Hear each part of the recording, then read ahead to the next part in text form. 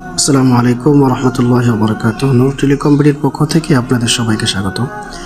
তো আজকে আমরা যে ভিডিওটা দেখাবো সেটা হচ্ছে আমরা কিভাবে কারেন্ট বিল পরিশোধ করব। তো সেই জন্য আমরা কি করব, নূর টেলিকম-বিডির যে অ্যাপসটা আছে সেটাতে আমরা প্রবেশ করব।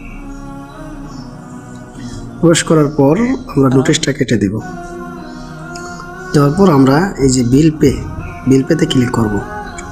করার পর আমরা সিলেক্ট করব আমাদের, এরপরে আমাদের যে বিল নাম্বার আছে সেটা আমরা দিয়ে দিব।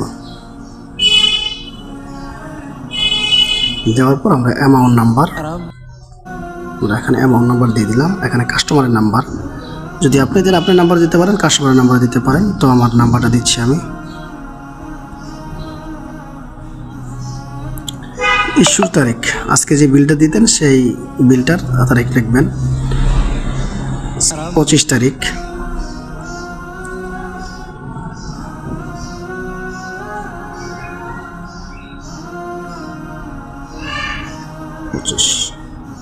শেষ তারিখটা লিখবেন, ইস্যু বিল পরিশোধের শেষ তারিখ এটা লিখবেন।